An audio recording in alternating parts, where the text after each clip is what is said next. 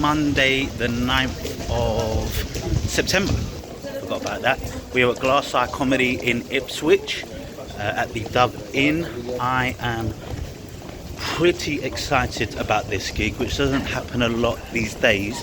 The great Louis Green, who is a great comedian in and of himself, runs what I think is one of the best gigs I've done, at least from an open mic standpoint in Ipswich. Ipswich in general seems to be the shit, but this one in particular, he had me on his Thursday night, which was for new acts, and now I'm on the Monday Club, which is, I think it's, you know, once you kind of pass the approval process to a degree, this is a little bit of a progression. He has given me a 15-minute spot, which is the second one I've officially been booked for. The first one was a few weeks back in Acton.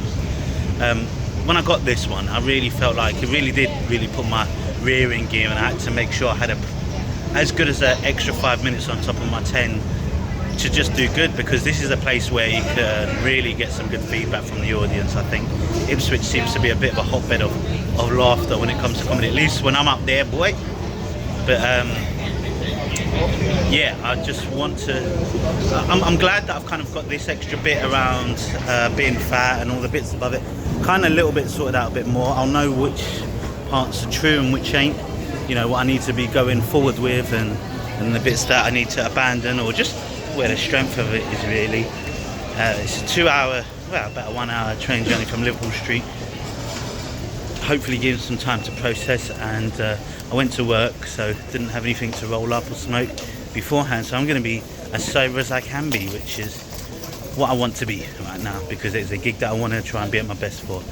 From a memory standpoint, I'm not sure if I'll be as relaxed up there as usual, because I don't do it that much without. But yeah, we'll see how we get on. Yeah, just pretty excited, to be honest. Hopefully it's a good one.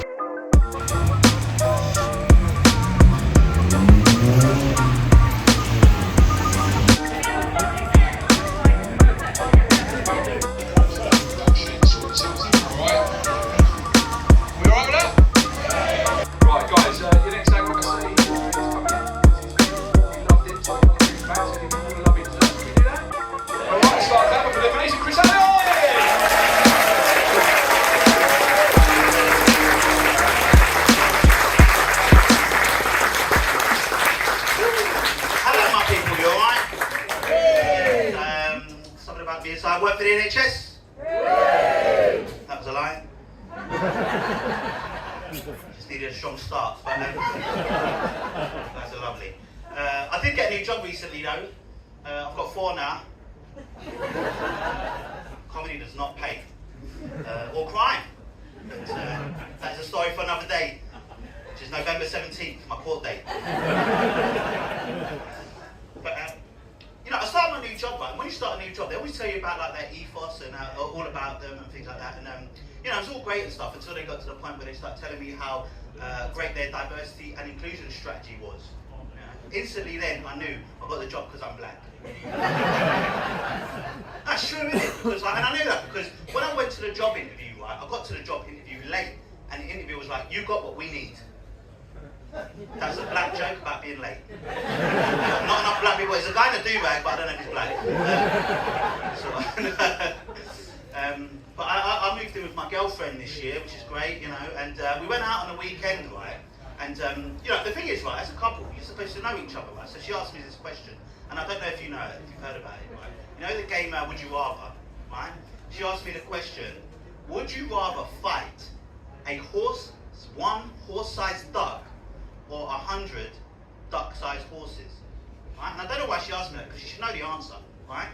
Because the answer is 100 horse-sized ducks. Because I'm hard, innit? I mean, she should fucking know that, innit?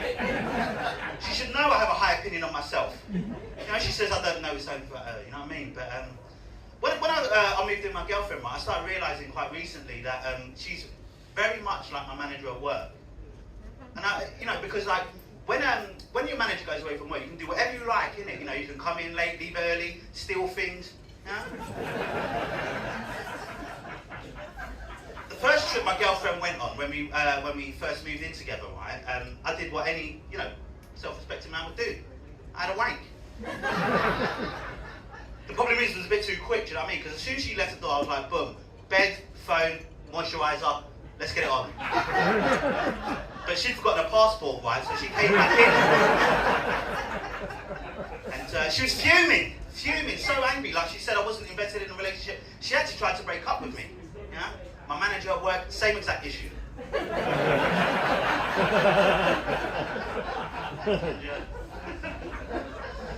But does anyone in here know who Joe Wicks is?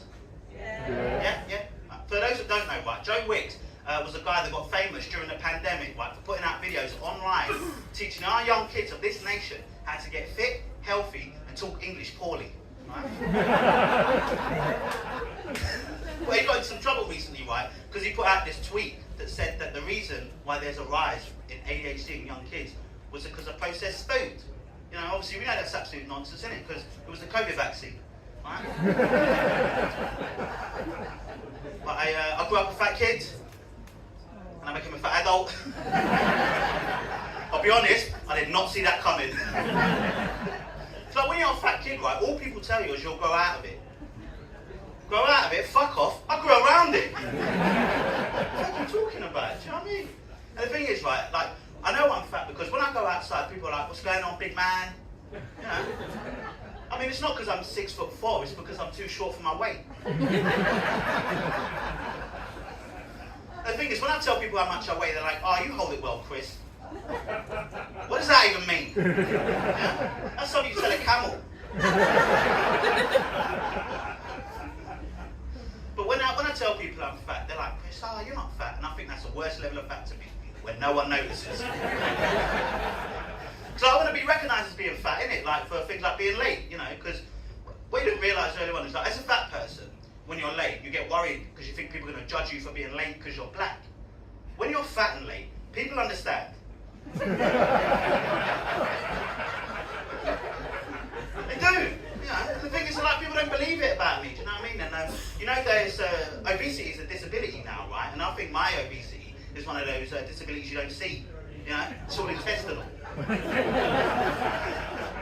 And like, I want to go to, like, you know, when you go on public transport and you see the priority seats. I think I should claim that too.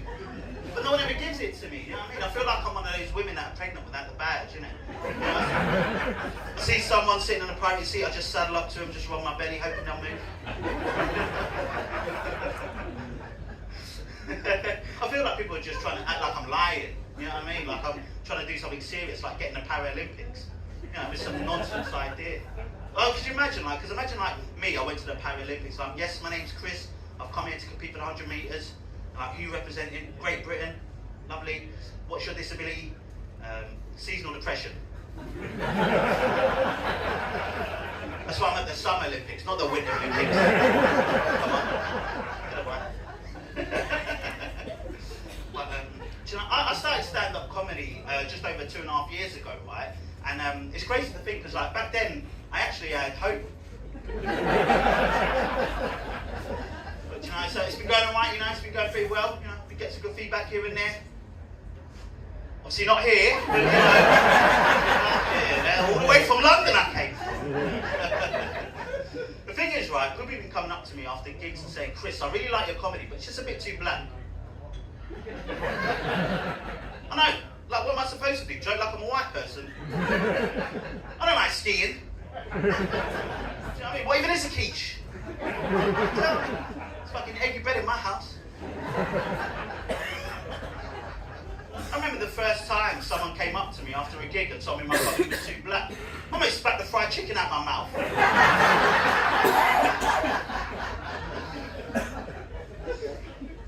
The thing is, right, like, I think it's because in the last few years, people have been talking about privileges a lot. And as a black person, I think we got privileges too. You know, like, we get to say things that white people don't get to say. You know?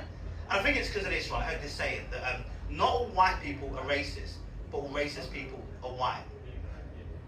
Do you know who said that? Some black cunt. I never know how to take it when people laugh at that. I feel like it's a radar for racists. But we are in Ipswich. We got any football fans in the house? Yeah. Oh well, you're Ipswich fans. You can't be football fans.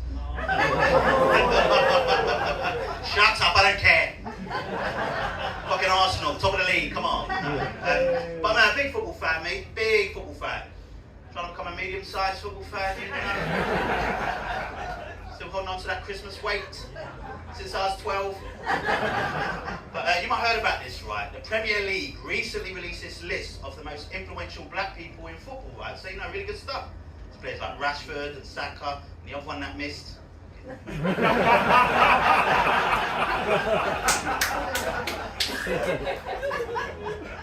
Guess what they called it? They called it the blacklist. I know. You know what, right? Outside of it being massively offensive, I just think it lacks creativity. Like, what are these idiots going to come up with next? The most influential Slovakians in football and call it the checklist?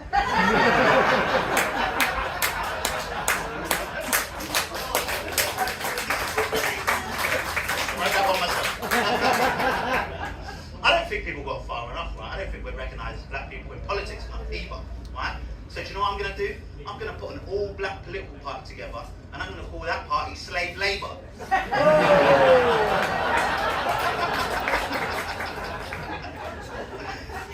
You know, I'd have Chuka Umunna, Diane Abbott, the other one that missed.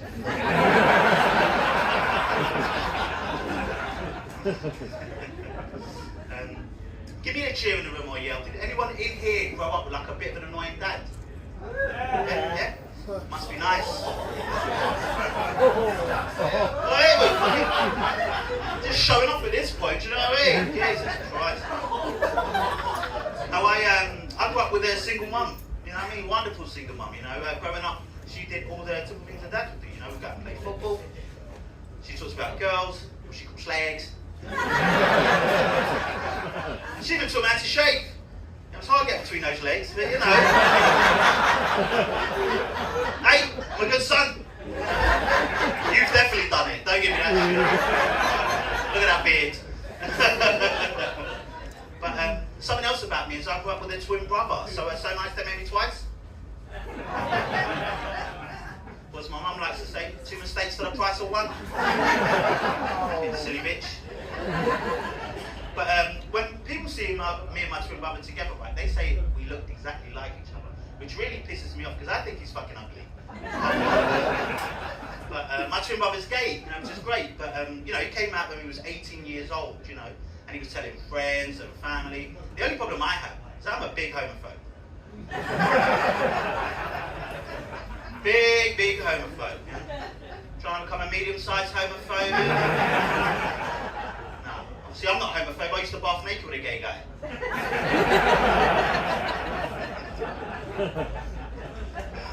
But when my twin brother came out as gay, right, it really wasn't a surprise, you know, because all the signs were there, you know. We used to play games. We used to play doctors and nurses, you know, the game where you played different characters in hospital. Guess who my gay twin brother always wanted to be? No, Beyonce. Always the wrist issue. No idea. Do you know, I feel like in the last few years, people were just trying to recognise black people in really big ways, right? You know, they had the term BAME, that got cancelled. The one I never understood was the term person of colour. How did that get through? Obviously, none of you get it because you're white, but the thing is, right, the term person of colour means someone that isn't white. Now, for me, any term that puts me and Lucy Liu in the same category, that's got to be a mistake, right? Now, she's a 5-foot Asian woman that looks like she can fit in most people's pockets. And I'm not. You know? I'm a 5'10", 18-stone black guy. I can barely fit in most smart cars. We are not the same people. You know? Growing up for me, right, I don't know about you, the term coloured was like the Disney version of the N-word. Yeah? You know, you used to have that movie where, like, during segregation times, you know, before people realised black people were good at sports. And there would always be this movie where this little young kid goes to the shop for his mum and he meets this racist who's like, "We don't like your kind, coloured boy." You know, and that's real sad. And the little boy goes home to cry to his mum like a little bitch. And, you know, his mum meets him and she says, "That's okay, baby." You know? Just full of love and diabetes. People always go and judge you for your skin colour, but that's all right, because it's what's inside that counts, you know. You know, at the end of that story, for all those hardships and life lessons, that little young boy, he grows up to be the president. Oi! Happy ending! You're welcome. Unfortunately, this is real life, and that colour is orange.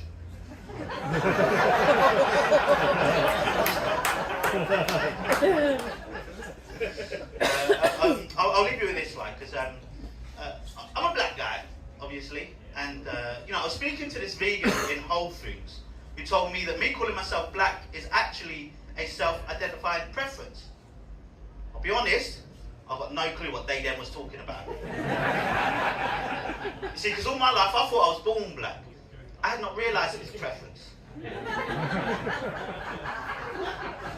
I mean, if it was a preference, I'd have one of those big black dicks, you know what I'm saying? I've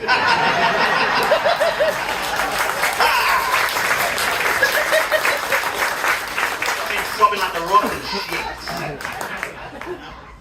My jug looks like 3 new potatoes just huddled together.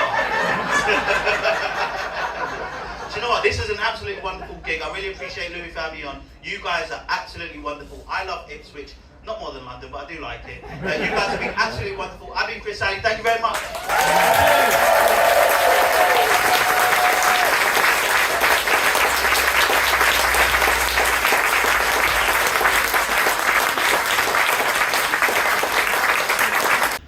So just got home. It is 12:30. That was pretty decent.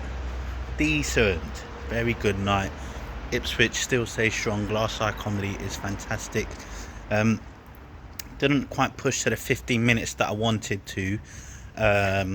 You know, I think I felt at the time that the new bits that I was doing, that I'm still not 100% confident on, probably wasn't hitting as well as I was hoping. So kind of just went and didn't go into the Olympic stuff. I think that's definitely not ready.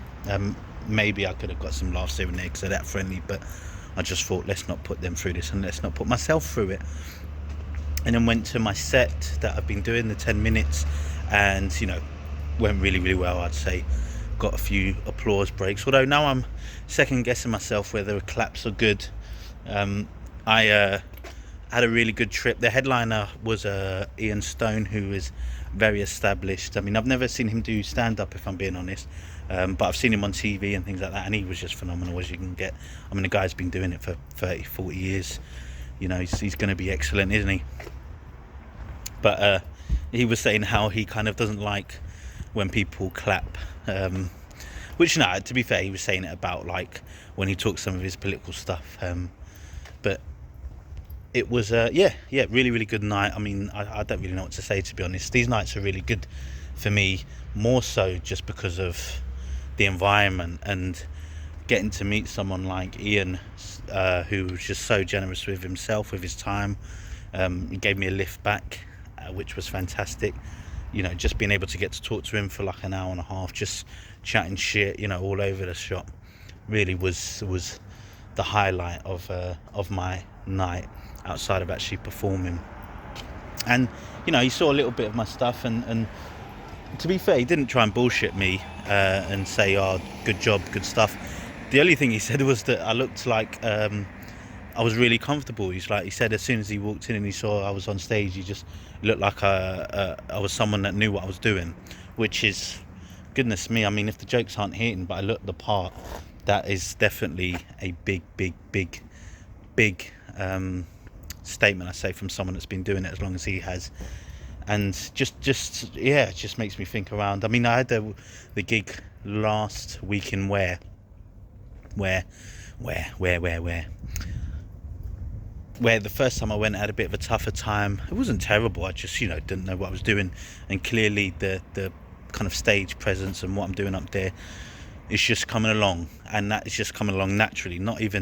It's not even purposefully trying to be like, I need to be more comfortable. I was always kind of comfortable, but there's just levels. There's just absolutely levels. And then when you got comfortable saying what you're saying and doing it in a demeanor where people can trust you, I don't know. I'm just happy, very, very happy. It's going to be a long day tomorrow. I'm going to be tired as fuck, but very good. I'm just over the moon with everything, and yeah, happy, very good. Big shout out to Louis Green, Glass Eye Comedy. If you can get out to Ipswich, it is just, God, I mean, it's the best. It's one of the best gigs I've ever done, for sure, on a consistent basis. Now that I've been there twice, but he's just absolutely got a gem there, and he knows it. Like he's attracting big acts, and I've got some plans for the OM coming up, where I'm going to start doing some bigger events. So if you're in North London, don't just leave it to the open mic. Hopefully we're going to get some big shows too, and be able to get some acts just like Ian coming down to the area. So it's inspiring to say the least. Shout out to Louis Green for doing that, who's a phenomenal comic himself. Glass Eye Comedy, superb. Ian Stone, up the Gunners, and on to the next one.